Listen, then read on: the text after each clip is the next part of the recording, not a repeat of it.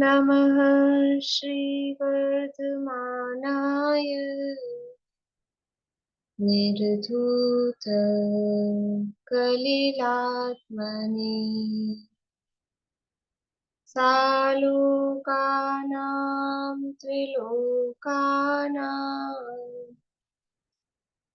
यद्विद्यादर्पणायते यद्विद्यादर्पणायते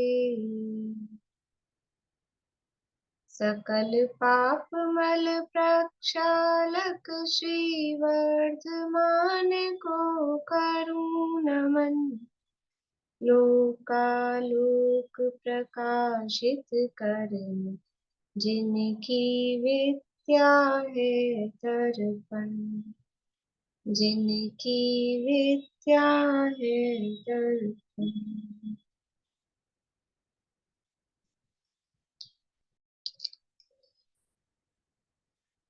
रत्नकर्ण शावकाचार्य नामक की एक ग्रंथ है, आचार्य महाराज समंतभद्र स्वामी द्वारा रचित। इसके अंतर्गत यहाँ पंडित सदाशिवदास जी साहब की जो वचनिका है उसके आधार से चर्चा कर रहे हैं।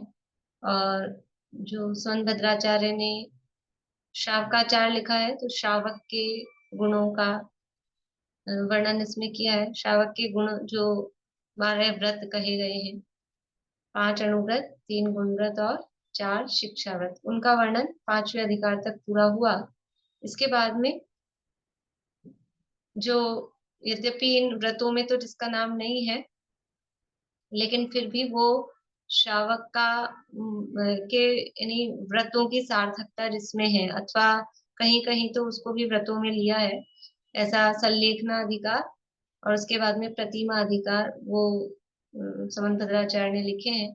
और बीच में यहाँ वचनिका के पाठ के अंतर्गत ही उन्होंने सदाशिवदास जी साहब ने अपने मौलिक चिंतन के रूप में भावना अधिकार यहाँ पर लिखा है। काफी विस्तृत है। कल अपन ने थोड़ा सा प्रस्तावना से चर्चा की थी कि 250 पेज में लगभग ये प्रकरण दिया है और अनेक प्रकार की भावनाओं का वर्णन जो जिनागम में मिलता है। और इसके अलावा भी और वो लिखना चाहते थे, लेकिन उनके स्वास्थ्य की अनुकूलता नहीं रही और आयु अल्प जानकर उन्होंने इसको यहीं इतना ही विराम दिया। तो इस तरह से भावना अधिकार यहाँ दिया है। मेरे मन में ये विचार आ रहा है कि तो सरल है, तो आप लोग पढ़ लेंगे तो अपन आगे इसको स्किप करके मूल श्लोक पे चलें या अ, करना है, मतलब करना है। चलिए तो वो तो पता था मैं आप लोगों से पूछूंगी तो आप लोग कहेंगे। बोलिए पूर्णिमा आंटी। सिर्फ रीडिंग करते जा, थोड़ा थोड़ा बीच में कुछ लगा है ऐसा विशेष तो बताने का, नहीं तो आगे बढ़ते जाने का। ठीक है, ठीक। तो यहाँ हम प्रारंभ कर रहे हैं छठा भावना अधिकार। यद्यपि इसको यहाँ अधिकार अलग से चैप्टर दिया है, लेकिन मूल यदि श्रावकाचार्य जो समंतभद्राचार्य का है उसमें देखेंगे तो ये कोई उसमें मूल में अधिकार यानी इसमें कोई श्लोक नहीं है, ये वचनिका का ही पाठ है। अलग अलग प्रकार की यहाँ भावनाएं दी हैं। कल अपन ने प्रारंभ किया था कि जो भावना है वो क्या है, समस्त धर्म का मूल भावना है। और भावना के क्या क्या लाभ है या भावना का क्या महत्व है वो पहले पैराग्राफ में यहाँ दिया था। पेज नंबर 217 है रत्नकर्ण शावकाचार में, कि भावना से क्या क्या होता है। तो भावना से ही परिणामों की उज्जवलता होती है, भावना से ही मिथ्या दर्शन का अभाव होता है, भावना से व्रतों में परिणाम दृढ़ होते हैं। देखो यहाँ व्रतों के साथ भावना कही है। सबसे पहले व्रतों की भावनाएं कही है, तो जो 12 व्रत है, 12 व्रत, यहाँ तो 5 व्रतों की भावना पहले बताई है। तो व्रतों की भावना क्यों करना, जब व्रत ले लिए तो फिर भावना क्या है कि वो भावना रखेंगे तो उसमें परिणामों में दृढ़ता आती है, क्योंकि भावना से परिणाम उज्जवल रहते हैं। और वो भावना है तो मिथ्या दर्शन का अभाव होता है, और ये भावना मन में रहती है तो वितरागता की वृद्धि होती है। तो भावना वर्ड है ना, भावना वर्ड वो अच्छे अर्थ में आता है, मतलब खराब चीज के लिए भावना वर्ड नहीं आएगा। मेरी भावना है मैं हर मूवी का फर्स्ट डे फर्स्ट शो देखूं, उसके लिए ऐसे कोई भावना नहीं कहेगा। उसके लिए इच्छा, कामना, वांछा, मतलब जो विषय भोग के काम है उसमें भावना वर्ड यूज में नहीं लेता है। भावना वर्ड है वो थोड़ा प्रशस्त शब्द है, उसको कह सकते हैं। तो प्रशस्त कामों के लिए भावना वर्ड यूज में आता है। तो भावना से परिणामों में उज्ज्वलता बनती है। तो जो व्रत हम ले रहे हैं उन व्रतों की दृढ़ता उस भावना से होती है। भावना से अशुभ ध्यान का अभाव होकर शुभ ध्यान की वृद्धि होती है। भावना से आत्मा का अनुभव होता है, इत्यादि हजारों गुणों को उत्पन्न करने वाली भावना ही है। ऐसा विचार करके भावना को एक क्षण भी नहीं छोड़ो।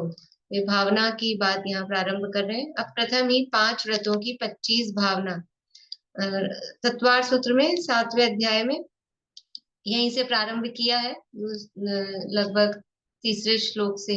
तथा स्थित्यर्थम भावना पंच पंच, वही भावनाएं यहाँ बता रहे हैं जो तत्वार सूत्र में है। अहिंसाणुव्रत धारण करने वाले गृहस्थ के 5 भावनाओं का विस्मरण नहीं होता। देखो, भावना का मतलब क्या है? ये जो भावना बता रहे हैं इसका मतलब इसमें वो ये भावना भरा है कि ऐसा नहीं, हम अपने व्रतों को और अच्छा, मतलब व्रत तो ले लिए लेकिन व्रत को और हम चमकाएं, व्रत पे और पॉलिश हो, यानी व्रत और विशुद्धता के साथ या उज्जवलता के साथ हम पालन करें। तो उसके लिए और भावना भाते, यानी व्रतों में कुछ ना कुछ कमी या समझ लो ऐसा उसको प्रतीत होता है, तो वो अपने व्रतों को और अच्छी तरह से पालन कर सके, उसके लिए निरंतर ये भावना भाते हैं। सूत्र बोलेंगे कोई? अहिंसाणुव्रत की भावना का सूत्र।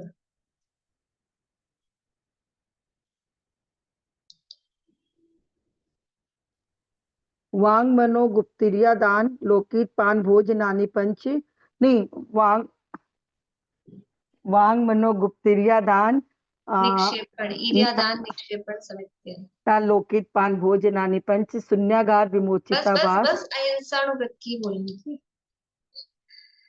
वांग मनोगुप्ती ईर्यादान निक्षेपण समित्य आलोकित पान भोजनानी पंच, वही यहाँ बताई है। देखिए, पहली है मतलब वांग मनोगुप्ती, तो वांग गुप्ती मनोगुप्ती ये दो लिया, वचन गुप्ती और मनोगुप्ती।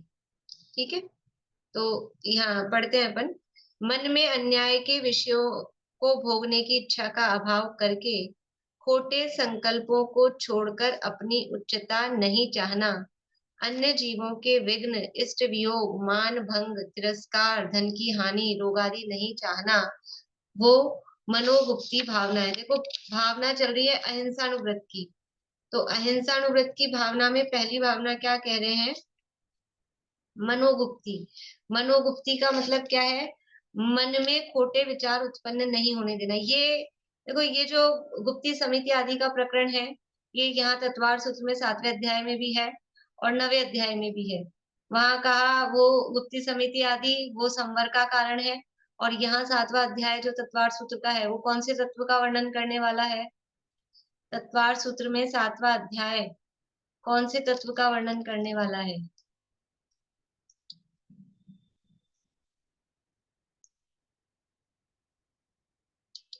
दीपिका जी। आश्रव शुभ आश्रव। शुभ आश्रव, आश्रव तत्व का वर्णन करने वाला है। और 9वां अध्याय है वो संवर तत्व का वर्णन करने वाला है। अब वही सेम चीज है। तो ये गुप्ती समिति आदि आश्रव की कारण है कि संवर की कारण है?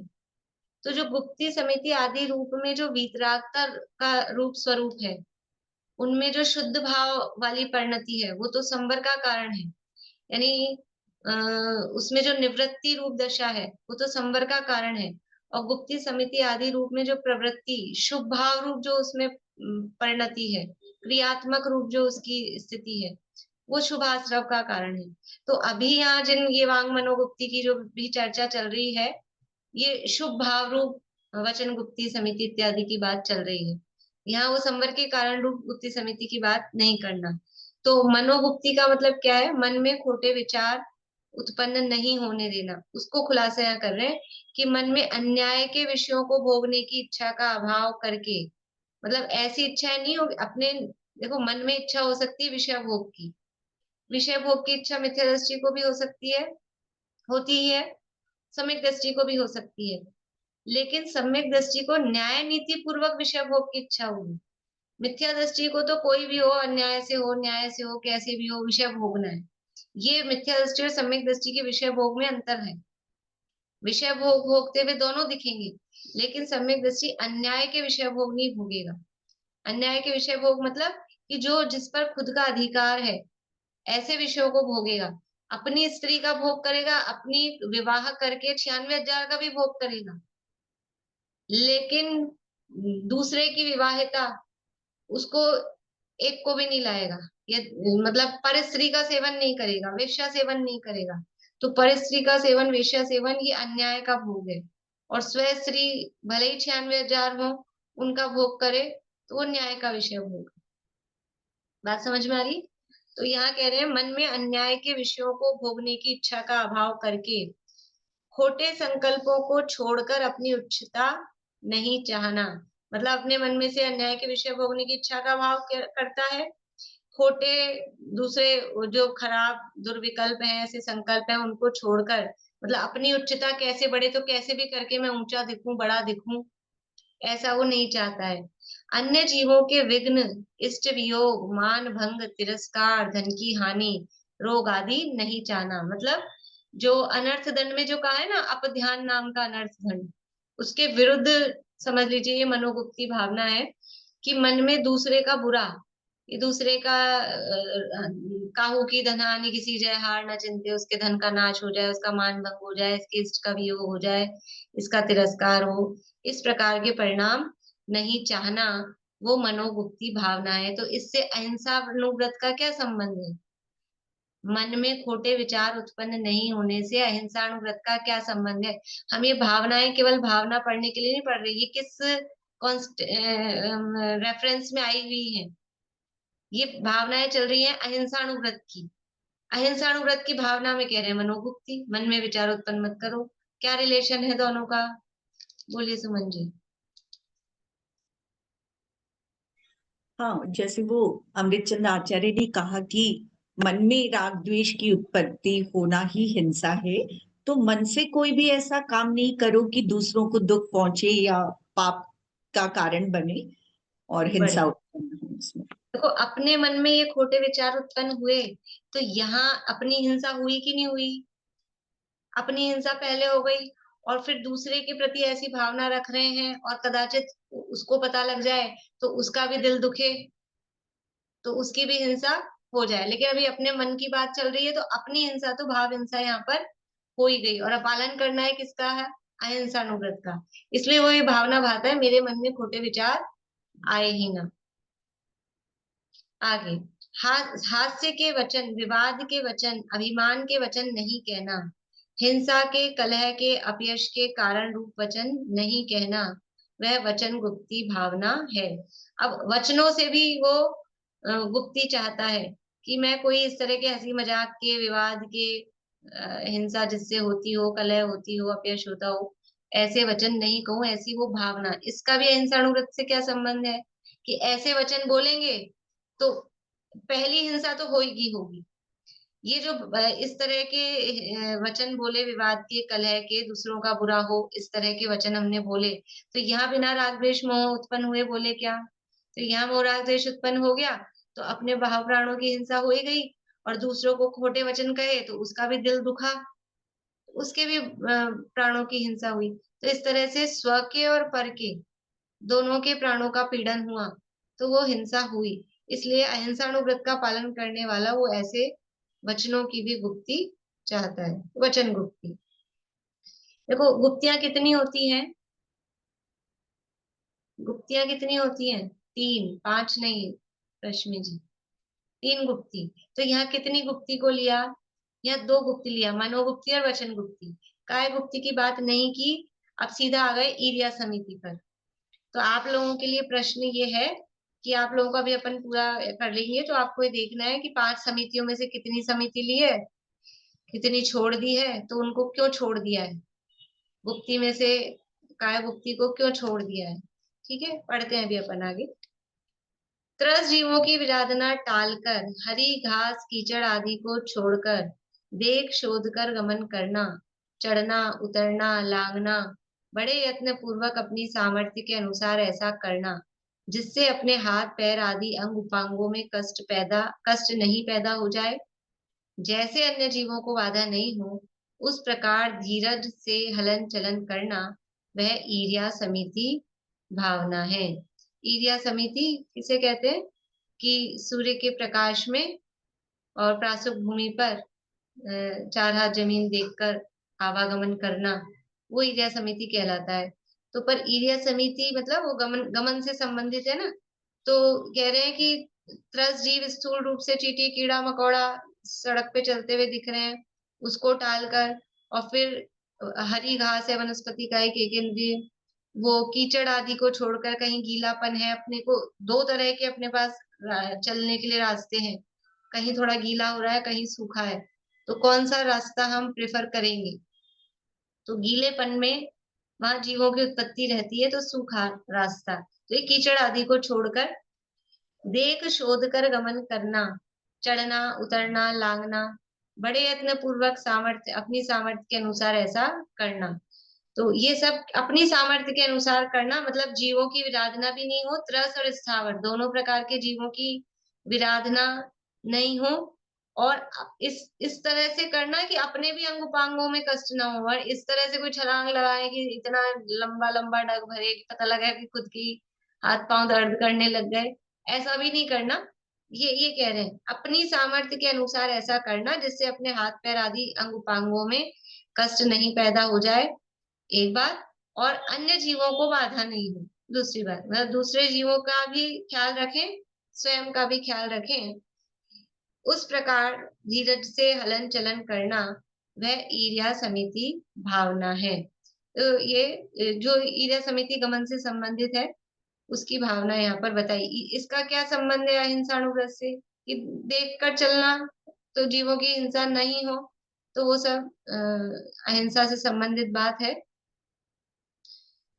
आगे आदान निक्षेपण समिति भावना, सभी वस्तुएं अन्न पानी वस्त्र आसन शैया लकड़ी पत्थर मिट्टी तथा पीतल कांसा लोहा चांदी सोना इत्यादि के बर्तन घी आदि रस वगैरह गृहस्थ के जितना परिग्रह है। देखो ये भावनाएं किसकी बता रहे हैं, 5 व्रतों की, है ना।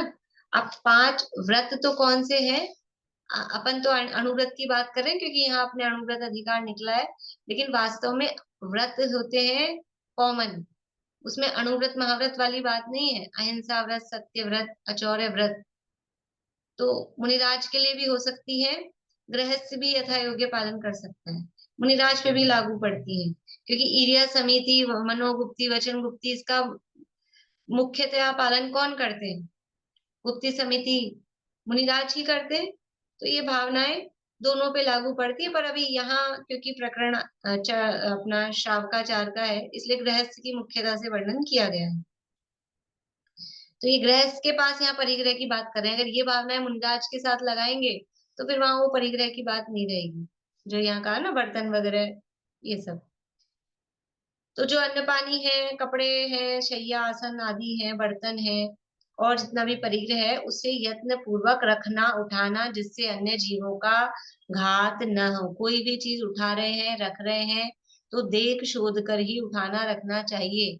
ये केवल आदान निक्षेपण समिति केवल मुनिराज के लिए नहीं है, केवल अणुव्रति के लिए नहीं है, कोई भी गृहस्थ होगा गृहस्थी में रहने वाला तो उसका एक समझ लीजिए मैनर्स जिसे कहते हैं, एटिकेट्स जिसे कहते हैं कि कोई भी चीज उठा रहे हैं रख रहे हैं तो देख शोध कर ही उठाए रखें, तो अन्य जीवों की विराधना ना हो और अपने शरीर में गिर जाने आदि से कष्ट ना हो। स्वयं को भी इस तरह से उठाया धरा कि खुद के ऊपर ही गिर गया तो खुद को कष्ट हो गया, तो वो भी ना हो। किसी का उजाड़ बिगाड़ होने से अपने को व दूसरे को कष्ट नहीं हो। जिस प्रकार हिंसा होती हो उस प्रकार धरना उठाना घसीटना आदि नहीं करना। इस तरह से घसीट के ले गए कि नीचे जीव जंतु थे और फिर वो सारे मर गए, कभी दरी होती है चेयर होती है टेबल होती है, इस तरह से घसीटा उसको तो नीचे चीटियां विटिया थी वो सब मर गई, तो ऐसा नहीं करना। वह आदान निक्षेपण समिति भावना है। फिर है आलोकित पान भोजन, गृहस्थ जो भी भोजन पान करे वह अंतरंग तो द्रव्य क्षेत्र काल भाव की योग्यता अयोग्यता का विचार करके योग्य देख करके करे। बाह्य दिन में प्रकाश में आंखों से देखकर बारंबार शोध कर धीरज से ग्रास आदि को मुख में लेकर खाए, गृद्धता से बिना विचारे बिना सोधे भोजन नहीं करना, वह आलोकित पान भोजन भावना है। आलोकित पान भोजन, आलोकित मतलब आलोकित प्रकाश में देख शोध कर, जिससे हम देख शोध पाए, ऐसे भोजन करना। तो भोजन करने के लिए द्रव्य क्षेत्र काल भाव चारों बराबर योग्य होना चाहिए। द्रव्य की शुद्धि, क्षेत्र की शुद्धि, काल की शुद्धि और भाव की शुद्धि। तो ये भावना गृहस्थ भाता है, मुनिराज के लिए भी यथा योग्य है। और गृहस्थ भी कब करे, तो कह रहे हैं दिन में प्रकाश में। अकेला प्रकाश में लिखते तो कहते हैं हम तो हेलोजन जला जला के कर रहे हैं रात को 12 बजे।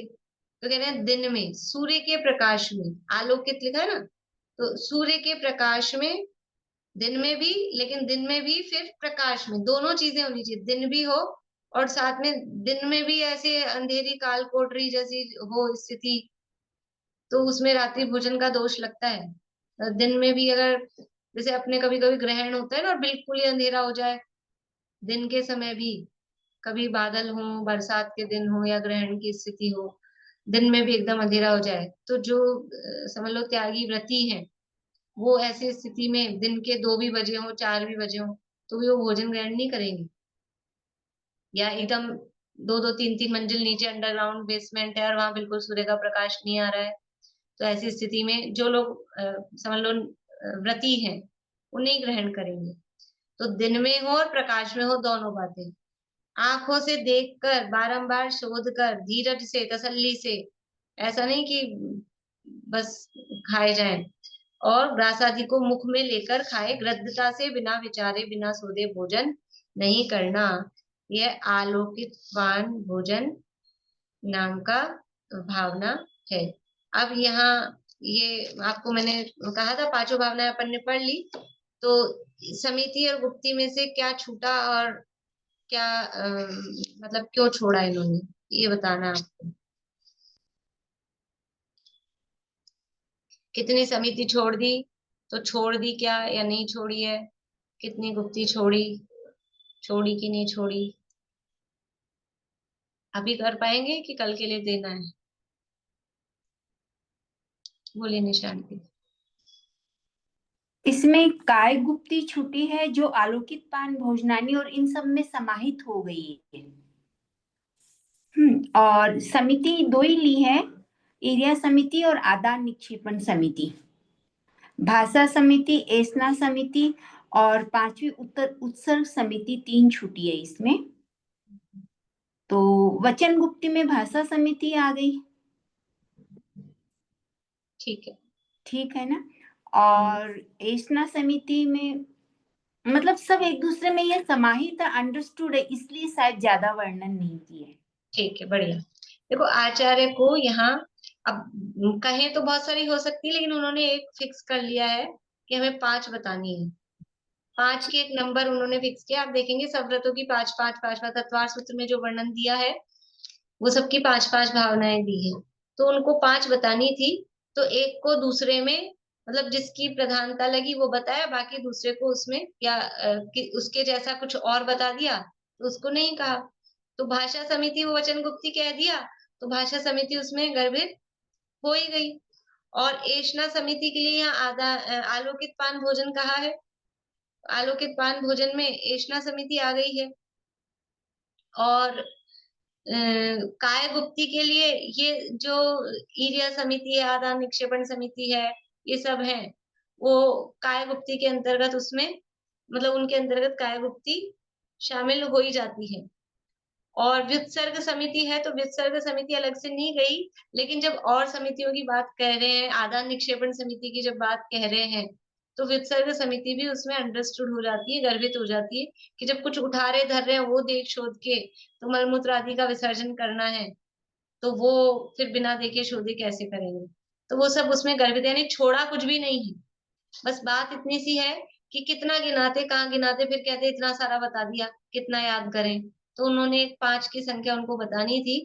कुछ कहे हैं, उससे ये समझ लेना कि सारी गुप्तियां, सारी समितियां वो अहिंसा व्रत के पालन में सहायक है, तो उसकी भावना व्रति को निरंतर रखनी चाहिए। चाहे अणुव्रति हो तो उसको यथा योग्य, महाव्रति हो तो उसको यथा योग्य उसकी भावना रखनी ही चाहिए।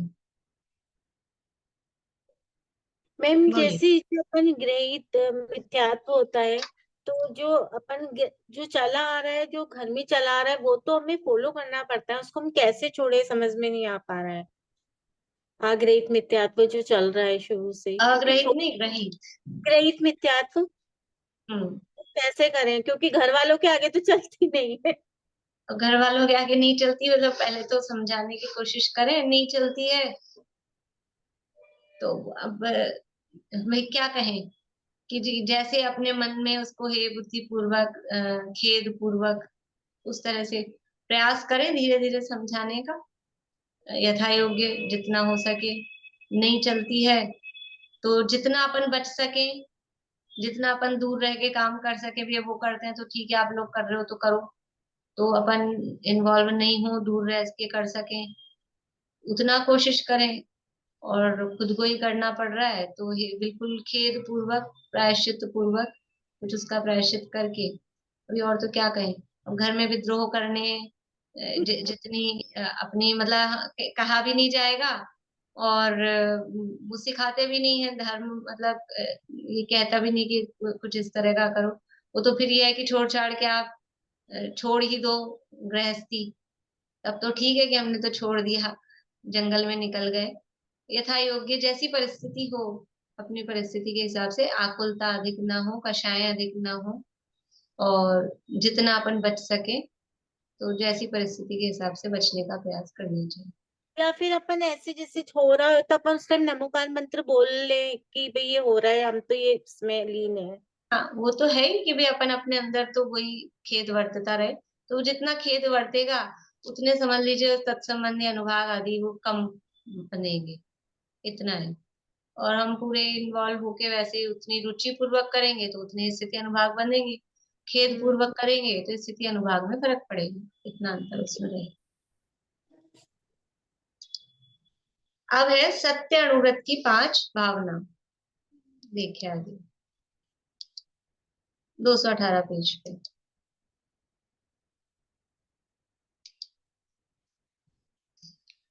इस प्रकार अहिंसा अनुव्रत की 5 भावनाएं निरंतर भानी चाहिए, भूलना नहीं चाहिए।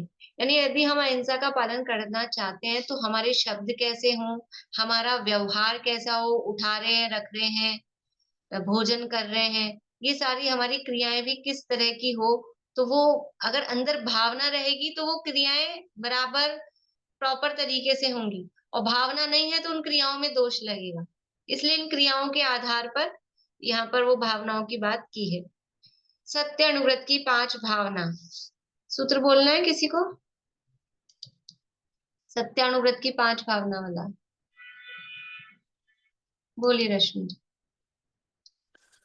क्रोध, लोभ, भीरुत्व, हास्य, प्रत्याख्यानुविची भाषणम च। प्रत्याख्यानान्यनुविची भाषणम च। भाषणम। बढ़िया। यानी क्रोध का त्याग, लोभ का त्याग, भय का त्याग, हास्य का त्याग और अनुविची भाषण, ये सत्यव्रत की 5 भावना है। प्रत्याख्यान मतलब त्याग। देखिए, जो गृहस्थ सत्य अनुव्रत धारण करता है वह क्रोध का त्याग करता है, इस प्रकार विचार करना चाहिए। देखो, क्रोध का त्याग क्यों कहा है सत्य अनुव्रत की भावना में? क्रोध का, असत्य बोलने से मतलब असत्य बोले और क्रोध कर रहे हैं तो, या क्रोध कर रहे हैं तो हम असत्य बोल रहे हैं, ऐसा है। इसका मतलब क्या निकल रहा है? सत्य बोलने वाला क्रोध के त्याग करने की भावना भाता है।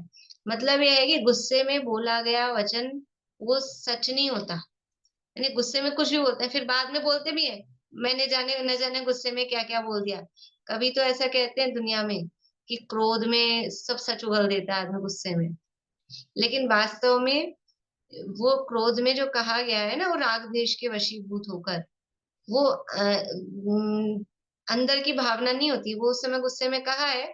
और इसलिए खुद ने मतलब खुद के तो क्रोध पे वश रखना चाहिए, इसको समझना ही चाहिए कि दूसरा यदि क्रोध में कुछ कह रहा है, दूसरा यदि क्रोध में कुछ कह रहा है, इसका मतलब उसको हमको सच नहीं मानना चाहिए, गुस्से में कह रहा है ये। यानी लोक व्यवहार में इसका फायदा क्या है, क्रोध के त्याग की भावना, कि एक तो पहली बात खुद को गुस्सा जब आ रहा हो तब कुछ बातचीत ना करें, चुप हो जाएं, मौन धारण करें। क्रोध आए तो चुप रहो, निज आत्म में गुप्त रहो, बच्चों को सिखाते हैं कविता में। ये क्रोध बड़ा शैतान है, खाता सारा ज्ञान है, क्रोध शांति का दुश्मन है, घर में रखता अनबन है। क्रोध आए तो चुप रहो, एक लाइन बीच में, 2 लाइन कुछ बोल रही हूं मैं। क्रोध आए तो चुप रहो, निज आत्म में गुप्त रहो। तो स्वयं के लिए तो यह है ही कि क्रोध, क्योंकि गुस्से में कुछ भी कुछ भी बोलेंगे, इसलिए क्रोध के त्याग की भावना। और यदि दूसरा क्रोध में कुछ बोल रहा है, इसका मतलब है कि गुस्से में बोल रहा है, कभी कुछ भी बोल देते हैं एक दूसरे को, अपशब्द भी, इसने गुस्से में बोला है, वास्तव में वो सच नहीं है।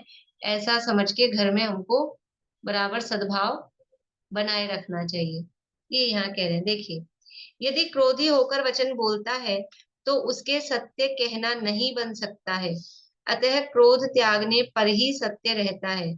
गृहस्थ को कर्म के उदय से कोई बाह्य विपरीत निमित्त मिल जाने से क्रोध पैदा हो जाता है, तो उस समय इस प्रकार विचार करना चाहिए, मेरे परिणामों में क्रोध जनित तेजी पैदा हो गई है, इसलिए अब मुझे मौन ही रहना, वचन नहीं बोलना चाहिए। यदि वचन को रोकूंगा तो कषाय विसंवाद नहीं बढ़ेगा, मेरा समाधि गुण भी नहीं बिगड़ेगा। देखो, क्रोध आने पर सबसे बढ़िया उपाय यही है, चुप हो जाना। क्योंकि यदि बोलेंगे, वो क्रोध के काल में वो कषायों में ही वो वचन निकलेंगे, और उससे क्या होगा, स्वयं के परिणाम उद्वेलित होंगे, सामने वाले के परिणाम उद्वेलित होंगे, और सामने वाले ने बोल दिया 2 का 4, तो इधर और मल्टीप्लाई, जैसे श्रेणी चढ़ते हैं, असंख्यात गुणी निर्जरा, असंख्यात गुणी निर्जरा वहां वो होती है, यहाँ पर असंख्यात गुणा, ये क्रोध के रिटर्न में वो मल्टीप्लाई होता जाता है। इसलिए इसलिए कभी कभी अपन भी बोलते हैं ना, कोई 2 लोग लड़ रहे हो, अरे एक जना तो चुप हो जाओ, ऐसा बोलते हैं कि दोनों में से एक तो चुप हो जाओ। एक भी चुप हो जाएगा तो अकेला कितनी देर बोल करेगा, नहीं कर पाएगा। तो उसकी, और तभी वो शांति होती है, जब एक चुप होता है दोनों में से कोई भी, तभी वो शांति हो पाती है। इसलिए अब मुझे मौन ही रहना, वचन नहीं बोलना चाहिए। यदि वचन को रोकूंगा तो कषाय विसंवाद नहीं बढ़ेगा, मेरा क्षमादि गुण भी नहीं बिगड़ेगा। अतः जब तक मेरे हृदय में क्रोध जनित अग्नि का उपशम नहीं होता है, तब तक वचनों की प्रवृत्ति नहीं करनी, ऐसा दृढ़ विचार करना, वह क्रोध त्याग यानी मौन ग्रहण भावना है। देखो, मतलब शास्त्रों में कहा है, किसी भी कषाय की जो प्रवृत्ति है वो अंतर्मुख से ज्यादा नहीं हो सकती है। यानी क्रोध का उदय अंतर्मुख से ज्यादा नहीं चलेगा, मैक्सिमम अंतर्मुख तो 48 मिनट तो बहुत बड़ी चीज होती है। मतलब कषायों के उदय लगातार चल नहीं सकते, और जितनी तीव्रता से आ रहा है अभी, वो तीव्रता भी कंटिन्यू मेंटेन नहीं रह सकती है। तो यदि वो कषाय का उदय आ रहा है और उस समय हम थोड़ा सा अपना समझ लो ज्ञान चेतना को जागृत करके मौन आदि धारण कर लें, तो वो उदय अपने आप, फिर थोड़ी देर बाद अपने आप ही ठंडा हो जाता है, फिर खुद ही अपन विचार कर लेते हैं। उस समय तो क्या होता है कि वो विचार शक्ति मंद हो जाती है, तो विचार नहीं होता, और चुप रह जाए फिर विचार कर लें, तो फिर बाद में वो क्रोध की जो वेग था ना उस समय का, वो मंद पड़ जाता है। तो वो जो विसंवाद वाली स्थिति है वो अपने आप ठीक हो जाती है। तो इसलिए जब तक क्रोध का उपशम नहीं हो रहा है, तब तक वचनों की प्रवृत्ति नहीं करनी चाहिए। इसलिए दुनिया में वो जो उपाय बताते हैं ना, मुंह में पानी भर लो, ये गोली मुंह में रख लो, वो इसलिए कि चुप हो जाएगा, मुंह में पानी भर लेगा तो क्या होगा, चुप हो जाएगा। तो यहाँ तो देखो, खाली क्रोध को मुंह में पानी भरने वाला उपशमित करने का उपाय नहीं बताते हैं जिनागम में। यहाँ तो मन में ही क्रोध उत्पन्न न हो, अपनी आत्मा का क्षमा स्वभाव के आश्रय से वो क्रोध उत्पन्न ही ना हो, बात तो वो है। लेकिन अगर कदाचित यहाँ उत्पन्न हो गया है तो वो बाहर तो नहीं प्रकट हो, यहाँ उत्पन्न हो गया फिर वचनों से बाहर प्रकट होता है, फिर वो इतना बढ़ता जाता है कि फिर काया में भी आता है, फिर हाथ पांव भी चल जाते हैं। तो उससे क्या होता है कि उससे बाहर भी समझ लो विसंवाद होता है, और कर्मों का आश्रवबंध जो होता है वो भी होता है। तो इसलिए क्रोध के त्याग की भावना, वो सत्य व्रत की भावना कही है। फिर आगे, लोभ के कारण सत्य वचन नहीं कह पाता है, इसलिए अन्याय का लोभ छोड़ना वह लोभ त्याग भावना है। लोभ के कारण जो लोभी व्यक्ति होगा, पता है, यानी कोई डॉक्टर ऐसा हो, अपने को समझ में आ जाए ये मनी माइंडेड है, डॉक्टर के पास जाएं और अपने को उसकी एटीट्यूड से, उससे पता लग जाए कि इसको तो पैसा चाहिए, तो बताओ अपने को इलाज कराने में विश्वास रहेगा क्या उससे? नहीं रहता है। कि ये तो लोभ के कारण कुछ भी कह सकता है, और दिखता भी है ना हॉस्पिटल्स वगैरह में, ऐसा वेंटिलेटर पे रखे रखते हैं 3-3 4-4 दिन, पता ही नहीं। तो कह रहे हैं कि लोभ के कारण सत्य नहीं कह पाता है, उसको लोभ है। अब वो सोच रहा है अभी मैं कह दूंगा ये तो मरा हुआ है, आप मरे हुए को लाए हो, तो मैं एडमिट ही नहीं करेंगे, तुम्हारा बिल कैसे बनेगा? तो लोभ के कारण सत्य नहीं बताते हैं, कि ले जाते हैं अंदर, फिर 1-2 दिन ऐसे ही निकाल देते हैं। तो उदाहरण है वो। तो यहाँ भी अगर लोभ है तो सत्य नहीं कह पाएगा, इसलिए लोभ को छोड़ने की भावना वो सत्यानुव्रत की भावना में कही गई है। फिर जो भय के वश होता है वह सत्य वचन नहीं कह सकता है, डर के मारे तो झूठ बोल ही देते हैं दुनिया में, कि अब डांट पड़ेगी, अब कुछ होगा, तो डर के मारे झूठ बोल दो। तो भय के वश होता है वह सत्य वचन नहीं कह सकता है। भय का त्याग करने पर ही सत्य वचन कहा जा सकता है, अतः भय का त्याग करना वह भीरुत्व त्याग भावना है। हंसी में सत्य वचन नहीं कहा जा सकता है, इसलिए अनुव्रति हंसी करने का दूर से ही त्याग कर देता है, वह हास्य त्याग भावना है। हंसी मजाक, अप्रैल फूल क्या है? हम तो हंसी कर रहे थे, मजाक कर रहे थे। मजाक का मतलब ही क्या होता है? अपन नहीं बोलते मैंने तो मजाक की थी, मजाक मतलब झूठ। लेकिन ये नहीं कहते मैंने झूठ बोला था, हम उसको मजाक अच्छे शब्दों में लपेट कर अच्छी पैकिंग कर देते हैं उस झूठ के ऊपर। लेकिन जो सत्य बोलने की इच्छा रखता है, सत्यानुव्रत का धारी है, वो ऐसे हंसी वाली, वो अप्रैल फूल और ये मजाक और इस तरह की क्रियाएं वो नहीं करता है, उसके त्याग की भावना रखता है। अब है अनुविची भाषण। अनुविची भाषण त्याग नहीं होना चाहिए, या त्याग लिखा है लेकिन वो त्याग समझ लो उसमें आ गया है। अनुविची भाषण ही है ये शब्द। अनुविची भाषण मतलब निर्दोष भाषण। जिन सूत्र से विरुद्ध वचन नहीं कहना, यानी जिन आगम में जो, जिन शास्त्रों में जो कहा है वैसा ही कहना, उससे विपरीत वचन नहीं कहना, जिन सूत्र के अनुकूल वचन बोलना, वह अनुविची भाषण भावना है। मतलब अनुविची, अनुविची मतलब अनु यानी अनुसरण, विची यानी जैसा उपदेश है, तो उपदेश के अनुसार ही अपना वचन, जिन आगम में जो उपदेश दिया है वैसा ही कथन करना। तो सत्यानुव्रत की भावना में भावना है कि हम जिन वाणी के विरुद्ध कोई कथन हमारे मुंह से नहीं निकले, जैसा जिन वाणी में, जिन आगम में कहा है वैसा ही कहें, तो वो अनुविची भाषण नाम की भावना है। जो अपने सत्य अनुव्रत का पालन करना चाहता है वह क्रोध के कारणों को रोकता है, जिसके लिए अनेक असत्य बोलना पड़ते हैं, ऐसे लोभ को छोड़ देता है। तो वो अब ये क्या कह रही है, भावना क्यों भा रहा है कि भावना का फल क्या है, कि यदि हम सत्य बोलना चाहते हैं तो क्रोध के कारणों को रोको। तो क्रोध क्यों उत्पन्न होता है? क्रोध क्यों उत्पन्न होता है? कि मिथ्यात्व के कारण जब पर पदार्थ, कि इसने मेरा बुरा किया, ये भाषित होता है, तो क्रोध उत्पन्न होता है। इसने मेरी बात नहीं मानी, इसको मेरी बात माननी चाहिए, ये मान्यता, और वो नहीं मान रहा है, तो क्रोध उत्पन्न होता है। तो ये जो मान्यता है ना कि इसको मेरी बात माननी चाहिए, ये मान्यता मुझे क्रोध उत्पन्न करा रही है।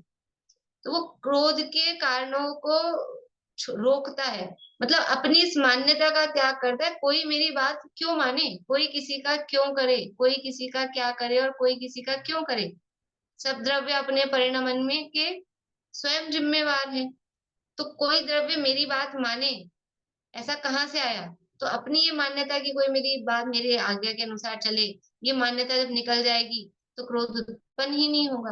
क्रोध उत्पन्न नहीं होगा तो असत्य वचन के चांसेस भी नहीं रहेंगे।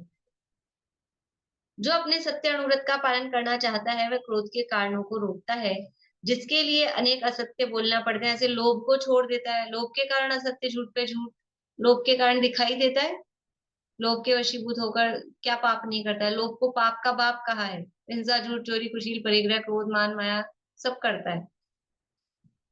जिससे लोक विरुद्ध धर्म विरुद्ध वचनों में प्रवृत्ति हो जाती है, ऐसा धन बिगड़ जाने का भय, शरीर बिगड़ जाने का भय नहीं करता है।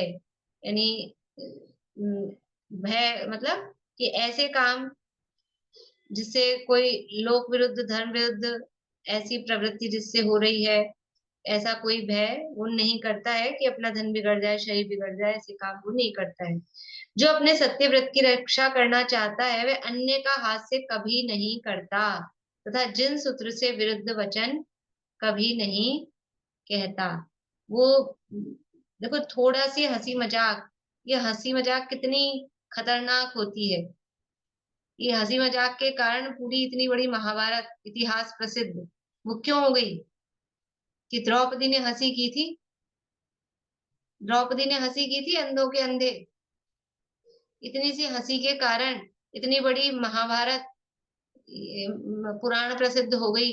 तो हम, वो तो इतने महापुरुष थे, तब उनकी इतनी सी हंसी से ही हालत हो गई। हमारी क्या हालत है?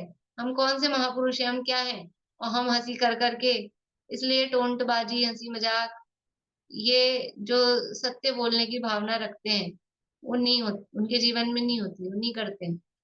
क्योंकि उससे दिल तो दुखता ही है। टोंट बाजी से भले ही समझ में आए कि टोंट कर रहा है, लेकिन फिर भी सुनने वाले का दिल वो दुखता ही है। तो हिंसा भी हो ही रही है, और वो जहाँ हिंसा हो रही है वहां झूठ मूठ सब है ही, तो सत्य भी नहीं हो पाता है। जो अपने सत्य की रक्षा करना चाहता है वह अन्य का हास कभी नहीं करता तथा जिन सूत्र से विरुद्ध वचन कभी नहीं कहता।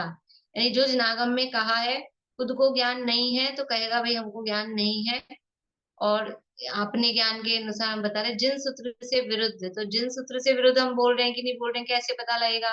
कि एक कसौटी दी है कि जिनागम वीतरागता का पोषक है, अहिंसा का पोषक है। तो जिसमें हिंसा का पोषण हो रहा हो या राग का पोषण हो रहा हो, ऐसी बात जिनवाणी में कभी नहीं होगी।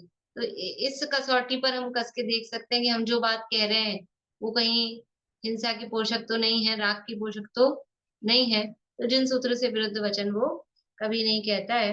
इस तरह से ये अहिंसा और सत्य अनुव्रत की भावनाओं की चर्चा हुई है। अचौर्य व्रत की 5 भावनाएं हैं, इसमें थोड़ी चर्चा अपन करेंगे अभी। खाली नाम और सूत्र अपन बोल लेते हैं। बोलिए सूत्र आचार्य व्रत की भावना का, बोलिए मीना चाची। शून्यागार विमोचितावास परोपरोधाकरण वृक्ष शुद्धि साधर्मा विसंवादा पंच। बढ़िया। शून्यागार वास, विमोचितावास, परोपरोधाकरण, भैक्ष शुद्धि और सधर्म विसंवाद, ये आचार्य व्रत की 5 भावनाएं यहाँ पर कही है। व्यसनी, देखो पढ़ लेते हैं। व्यसनी, दुष्ट, तीव्र कषाई तथा कलह करने वाले मनुष्यों से रहित जो मकान हो वहां रहने का भाव रखना चाहिए। तीव्र कषाई दुष्टों के निकट रहने से परिणामों की शुद्धता नष्ट हो जाती है, दुर्ध्यान प्रकट हो जाता है। अतः पापियों से शून्य मकान में रहना ही शून्यागार भावना है। देखो वहां तत्वार सूत्र में, तो अभी मैंने शुरू में भी कहा था, वहां मुनिराजों के प्रकरण की मुख्यता से दी है ये शून्यागार वास जो भावना है। तो वहां क्या कहा है कि गृहस्थों के द्वारा छोड़े गए, खाली हुए गए, इस तरह के जो बीच बीच में नहीं होते गांव, कहीं गांव खाली करके चले गए, ऐसे स्थानों पर मुनिराज रहते हैं, वो शून्यागार वास वो है।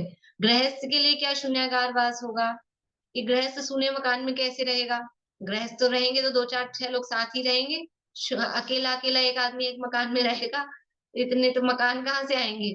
वैसे ही जमीन की कमी पड़ रही है, जनसंख्या बढ़ रही है। तो कह रहे हैं कि जो व्यसनी लोग हैं उन व्यसनी लोगों से खाली जगह पर रहना, यानी हमारे रहने का स्थान ऐसा हो जहां पर आसपास में मद्य मदमास मधु का सेवन करने वाले लोग, व्यसनी लोग, कोई परस्त्री सेवन करते हों, वेश्यारमण इत्यादि करते हों, चोरी शिकार इत्यादि काम करते हों, ऐसे लोग हमारे नेबरहुड में, हमारे अड़ोस पड़ोस में नहीं रहने चाहिए।